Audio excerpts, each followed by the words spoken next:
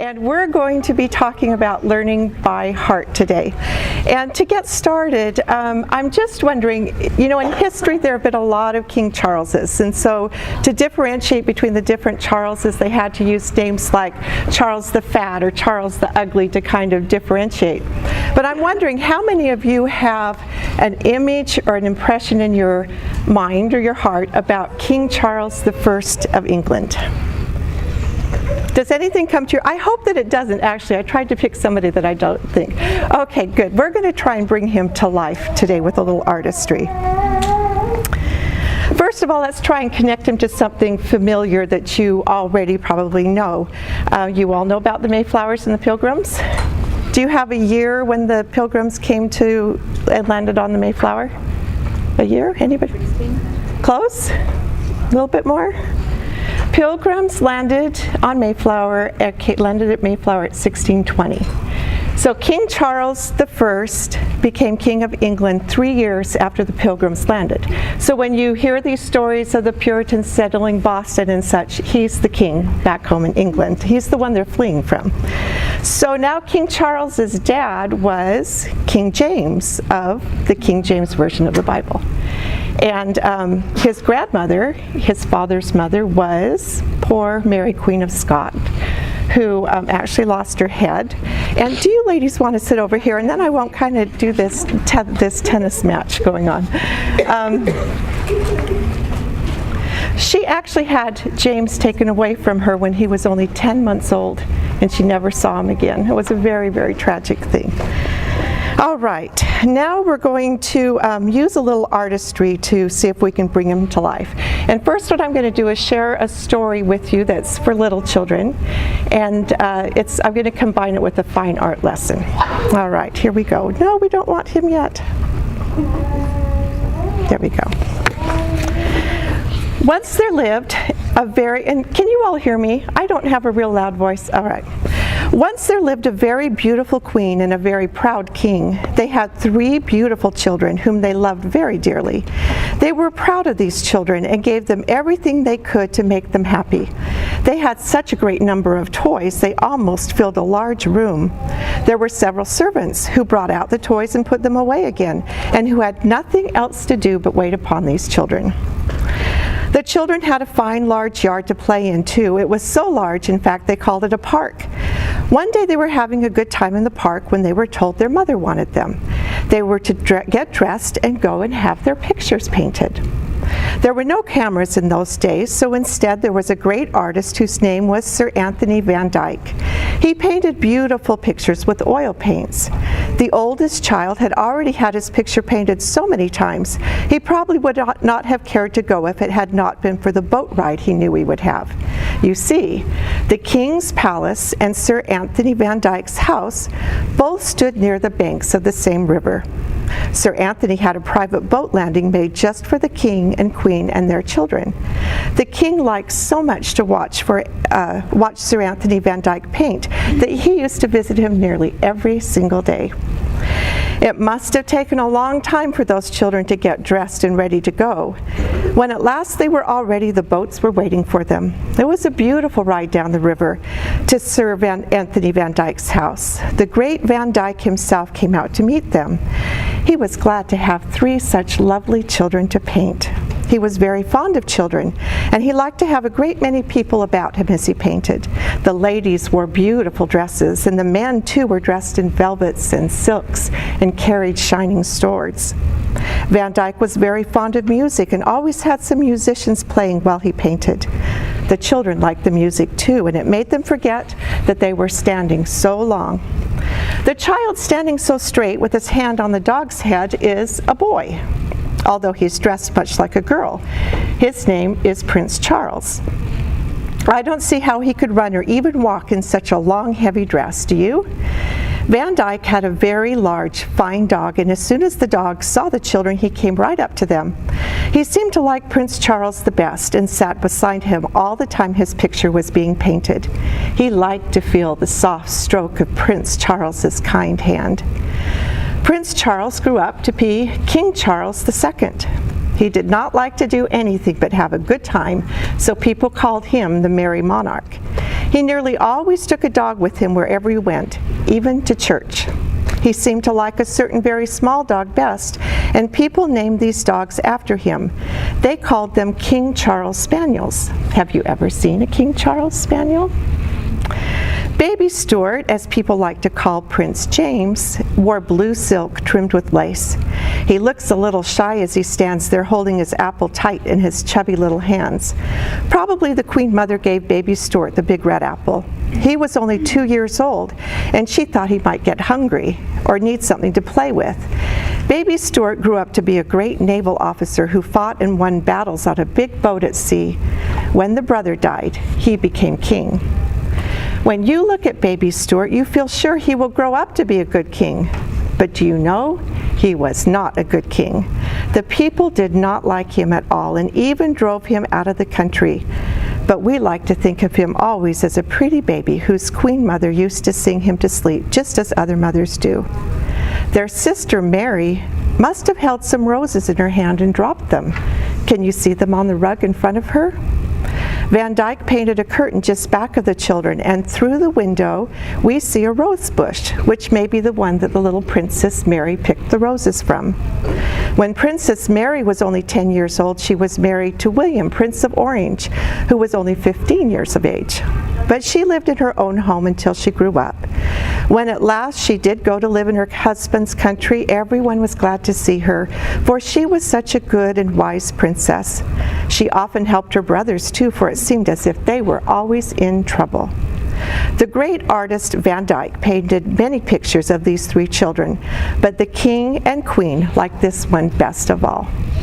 Now, my daughter read this story to her little girls when they were, very little, and a couple years later she was reading a story that I'm about to tell you about King Charles, and her little daughter said, "Mom, wait, isn't that the king that was the father of these three little girls?" Which is entirely the point of this whole exercise, is these images make long-lasting impressions, and as you start to put them into your children's hearts as you go along, they start connecting, and that's a very important part of what we're going to talk about. So I would now like to paint a scene in your heart. But first, let me give you a visual of King Charles I himself. This is another Van Dyck painting, and it gives you several angles to look at him from. And just for a little perspective, he's 5'4" tall. And now a little background. It's just a little guy. I think they were all little back then, don't you think? Charles was one of those kings that believed in the divine rights of kings. That's just how he was raised. But it got him into trouble because he kept disbanding Parliament every time they got into his way. And so Oliver Cromwell thought that he had a much better idea, which meant getting King Charles out of the way. So charges of treason were brought against him. The year is now 1649, so he has been king for about 26 years, and 3 more children have been born to him, he and the queen. He has a daughter aged 13, a son aged 8, and another daughter aged 5. So let me paint the scene and get comfortable because it's going to take a little time, okay? It was still dark in London as the watchmen making their morning rounds bawled, "Past 5 o'clock on a cold, snowy morning." Bitterly cold it was, this 30th day of January, 1649. In his apartment in St. James's Palace, the king was still sleeping quite peacefully. On a pallet beside his bed, his faithful servant Herbert was wakeful, however. Indeed, he had scarcely closed an eye through a night that seemed endless. At 5:30, the king awoke. "I will get up now," he said to his servant, "for I have a great work to do today." As the cold seeped into the chamber, the king chose the clothing he would wear with an eye to its warmth. "I will not have the people see me shiver in the cold lest they think me afraid," he told Herbert. Dressing the king took about an hour.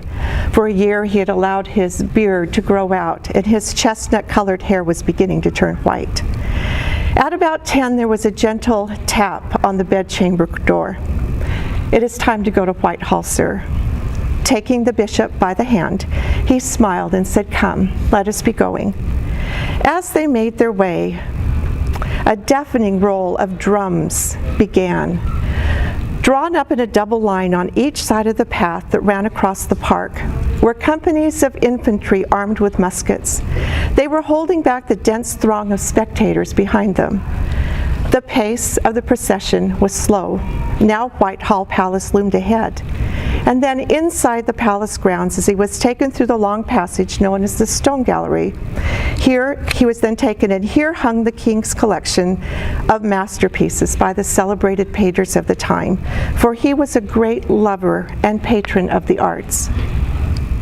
From the Stone Gallery, the king entered the building which housed the royal apartments. Here he was taken to await the summons. He hoped it would not be long in coming. A wooden platform had been built against the side of the banqueting hall. Around it a black cloth had been stretched.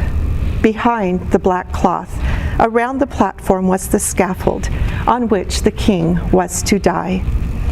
In an outer room of the apartments, a guard approached. "There is a man outside who demands to see the king. He says it is most urgent and refuses to go away." The man was Henry Seymour, who had once been page of honor to the king. When he told his errand, he was brought straight to the royal apartments. Entering the chamber where the king was, Seymour burst into a flood of tears. He knelt, kissed the king's hand, and then clasped him about the legs in an agony of grief. Then he handed the king a letter from his son Charles, the heir to the English throne, who had sent this envoy from France with all possible speed. The king read the letter slowly and carefully. For the first time, his melancholy face was touched with a deeper sadness. Enclosed with the letter was a sheet of paper. The only thing on it, at the very bottom, was the prince's signature. Seymour then explained that a second copy of this paper had been given to the Puritan leaders who now controlled England. They could fill in whatever they wished on the paper above the signature, he said. "Your son will do anything, anything," Seymour added. "He will even give up his right of succession to the throne." The king's smile made his dour face radiant. He threw the paper with his son's signature into the fire. Then he gave Seymour a letter he had already written, a message to his beloved son. Now was not the time to back down. At his trial, he had declared, "It is not my case alone. It is the freedom and liberty of the people of England. I must justly stand for these liberties. If power without law may make law, I do not know what subject in England can be assured of his life or anything he can call his own." The previous night, two of his children, 13-year-old Elizabeth and 8-year-old Henry, were brought to him. The others had escaped to safety. A bishop witnessed the event. As the children wept, Charles told them they must not be too sad, for he was dying gloriously for law, liberty, and the true Protestant religion. He told the prince that the Puritans might try to make him king so they could use him for their own purposes, and that he must not yield to them as long as his older brothers were alive. "I will sooner be torn to pieces," the little fellow cried. Then the king divided his jewels and bid farewell. The time of execution arrived. The king's step was firm and steady as he stepped out upon the platform. The king was allowed to speak, and he spoke for some time. He said he was innocent of the crime with which he had been charged. Then he said, as his grandmother, Mary Queen of Scots, had said before him, "I have forgiven all the world, and even those in particular that have been the chief cause of my death. And finally, I die a Christian." The king then spoke to one of the executioners. "I shall say but a short prayer," he said. "When I hold out my hands thus, strike." The king then took the white cap from the bishop and put it on. He tucked his long curls under it to leave his neck bare. Then he disappeared from the view of those in the courtyard as he lay down with his head on the block. They saw only the flash of the axe as the executioner brought it down. A spectator wrote later, "At the instant when the blow was given, there was such a dismal, universal groan among the people as I never heard before, and desire I may never hear again." King Charles I was dead. England had killed him. Rulers before him had been deposed from the throne or forced into exile. One who came after him would be ousted. But never before had an English king been executed, nor would there be one afterwards. What had caused England to rid itself of Charles I in this way? It was part of the struggle by the country's liberty-loving people for freedom, a struggle that had begun more than 4 centuries earlier. You have just experienced learning by heart. The next time someone says, "Do you know who King Charles I is?" or you read the name King Charles I in print, all these images and impressions will come back to you in a flash, just like that. Now, this isn't the complete picture of Charles. Was he a good king or a bad king? Was he a good man or a bad man? Even scholars disagree. But would you like to know more? You now have something to build upon. Rudyard Kipling wrote, "If history were taught in the form of stories, it would never be forgotten." I would expand that to say, if any subject was taught in the form of stories, it will not be forgotten. We say in one ear and out the other, but we don't say in one eye and out the other, because images go in and they last forever. That's one reason pornography is so dangerous, because those images go in and we can't let go of them. Images are long-lasting. The reason the stories stay with us is because they paint pictures on our heart, moving scenes on our heart, and attach them to our feelings, and they become long-lasting. So learning by heart is a vital part of a pattern for learning that I'm going to share. And this is where you've got your little charts. If you want to pull them out and fill in while you go along, it might help you to pay attention. This is at the core of everything I do. And some of you I know have heard this pattern of learning, but I hope maybe I'll say some things that will mix it up a little bit. Because if you truly come to understand this pattern, a lot of things are going to fall into place with what you're doing with your children. Yes, I have plenty. I could wallpaper my house with bookmarks, so I have many, many. All right, everybody have some? We have become a very academically minded culture. Our schools focus on training the minds of our children. When you can test or measure something, you are dealing in the mind. So how many miles is it to the sun? Or what's the population of New York? That's a question you can test or measure, and that's a mind thing. The mind is fed with facts and information. Our schools designate what grade level they want a fact taught, and parents feel really proud when their child is above grade level, and they panic when they're told their child is below grade level. We measure a student's performance and the teacher's performance by the tests that they take. But tests can only measure facts and information. The buzzwords for mind-based learning are critical thinking skills and scientific reasoning. And I apologize for reading. My poor old brain can't hold on to things anymore. So I'll try and look at you, and I just have to do this, or I won't get through it. Okay. We connect the mind to the realm of science, which is, in its essence, all about discovering the laws, the rules, and principles upon which everything in the world and the universe operates. Science involves experimenting and proving, and so we teach our children the rules of math, the rules of grammar, punctuation and spelling, the rules of phonics and writing. We teach them the laws of physics, the laws of thermodynamics, and the laws of economics. The words law and order go together. Complying with rules creates order. If you've ever traveled to a country where they don't have any traffic laws, you know it's a chaotic place to be. It's not safe to be there. On the other hand, scientists who gaze out into the universe are struck with awe at the perfect order, harmony, and majesty of galaxies and stars and planets, all abiding the laws within their respective spheres. There are also principles and laws by which civilizations prosper and flourish. Our liberty is in law. Even happiness is governed by law. Law is a good thing. This type of learning is systematic and sequential. You have to learn the rules of arithmetic before you learn the rules of algebra. But Facts and information are very hard to hold on to, and they go into short-term memory. In fact, much of the time in school is spent trying to get facts to stick. A child may hold on long enough to take a test, but then they tend to wash away. We use a word for this type of learning that we have at school. We call it academic learning. Have you ever looked up the word academic in the dictionary? I did, and this is what I found. Academic. Having no practical importance, not involving or relating to anything real or practical, having no practical or useful significance. And as if that's not bad enough, we don't just want academics, we want rigorous academics. Well, rigorous and rigor mortis have the same root word, rigor, which means stiffness and rigidness and even voluntary submission to pain.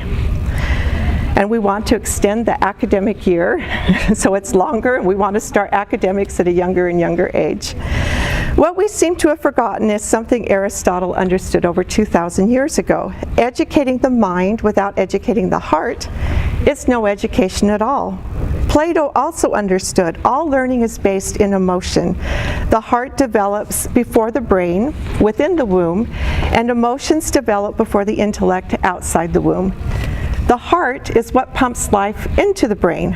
A person is still alive as long as the heart is pumping, even if the brain waves have ceased. But the brain cannot function without the heart.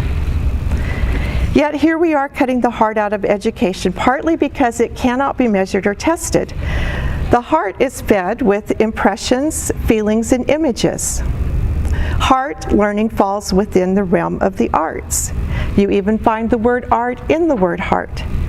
The artist's tools include music, poetry, pictures, and story. These languages of the heart travel to a place within us that words alone cannot reach. In fact, one of the primary functions of these things is to stir emotion. The word emotion is primarily made up of motion. So it's when our feelings are stirred that we are moved into motion, that we are moved into action and do things. This stage of learning is all about desire. It's about warming and opening up the heart. Learning in this stage can be random and spontaneous because impressions made on the heart go into long-term memory and are held on to long enough to connect and interlace with other impressions. If a fact can be connected to something you have in your heart, the fact goes into long-term storage.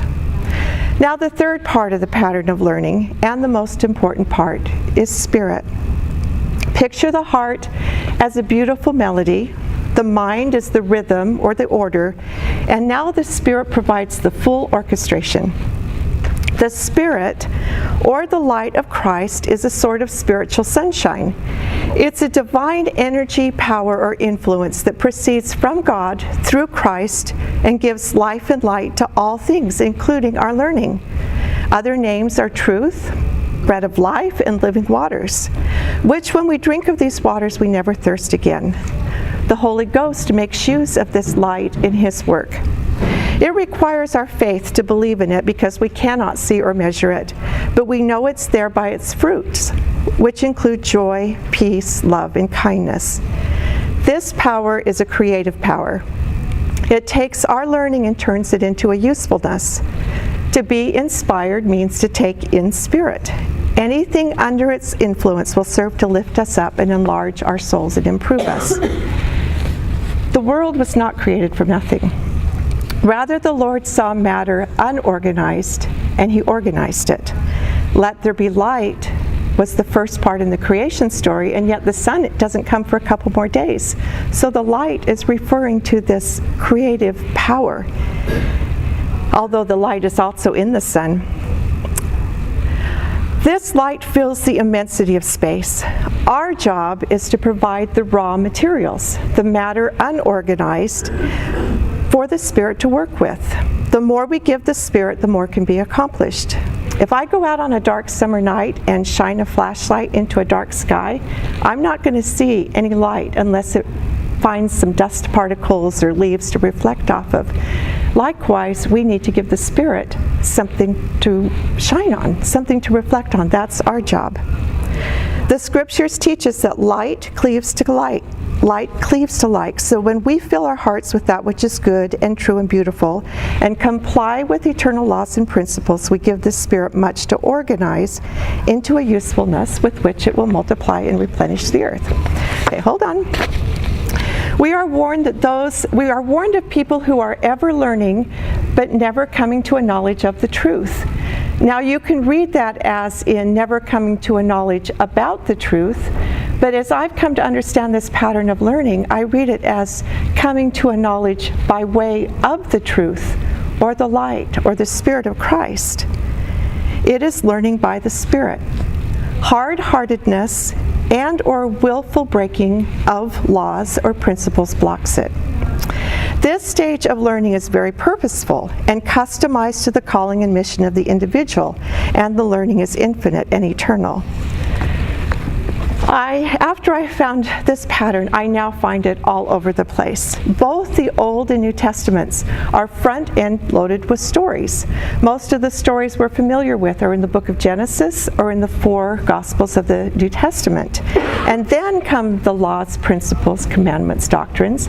And at the back of the books, you find the books like Isaiah and Revelation that require a lot of preparatory learning, and that the true meaning actually cannot be found out except through spirit-to-spirit communication. In modern times, we were given the Book of Mormon first. The Book of Mormon is primarily a book of stories.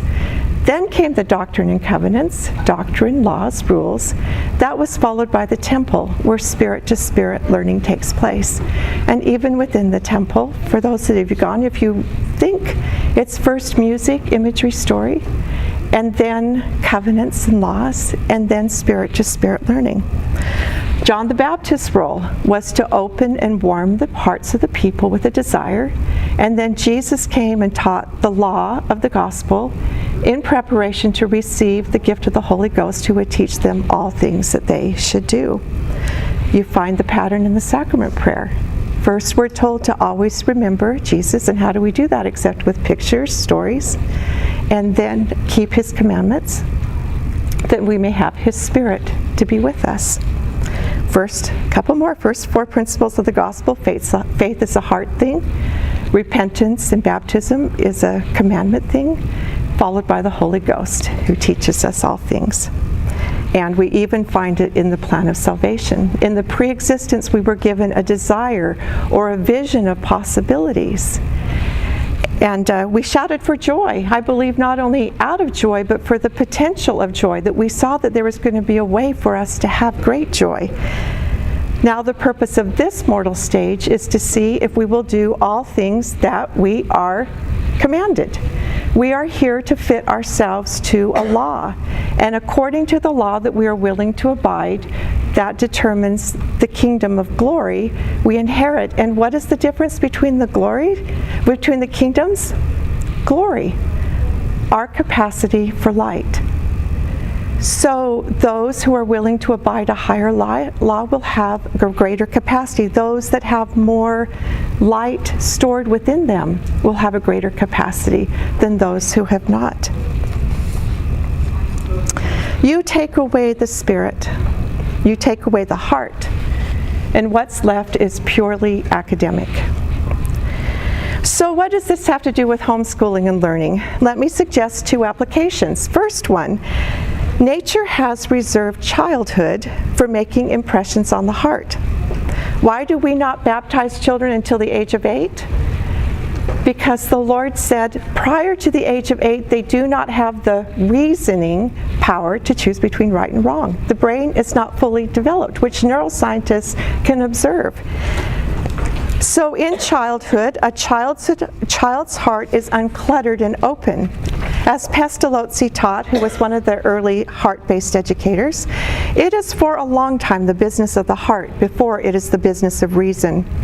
Childhood is like the Garden of Eden of life, which I'll talk about more tomorrow. But today I'd like to talk about the other application, which is never teach any subject academically until after the heart is warmed and opened. So, let's take a little time and apply a little artistry to the Civil War. First, a little music. The battle cry of freedom was composed by George Frederick Root in 1862. The song was so popular that the music publisher had 14 printing presses going on at one time and still could not keep up with the demand. It's estimated that over 700,000 copies of this song were put into circulation.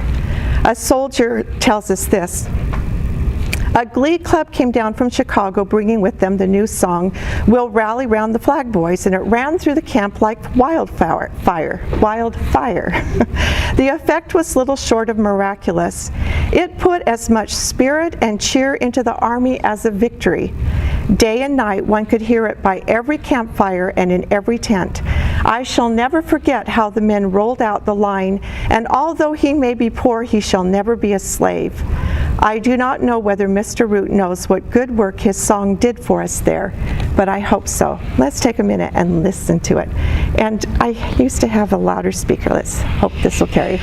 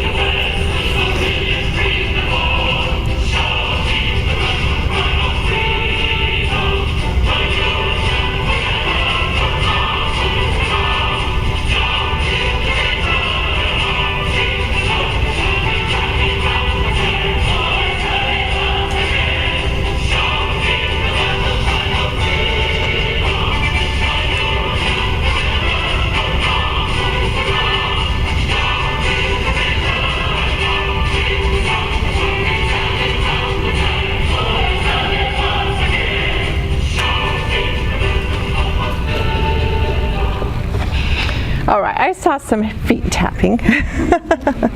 You just get swept into it. By listening to the song, and better yet, by singing the song, you enter into the spirit of the times, of what these soldiers were feeling. And interestingly, this same song moved the hearts of the Confederate soldiers too. They tweaked the words a little bit, and my heart made note. Both sides truly believed that they were fighting for freedom. Interesting. Now let's combine a little illustration with some poetry. This is an N.C. Wyeth illustration of a poem called The Picket Guard. And at the time, the usual headline in the paper was "All Quiet on the Potomac." But one day in September in 1861, the headline read, "A Picket Shot," and it prompted this poem by Ethel Lynn Beers. "All quiet along the Potomac, they say, except now and then a stray picket is shot as he walks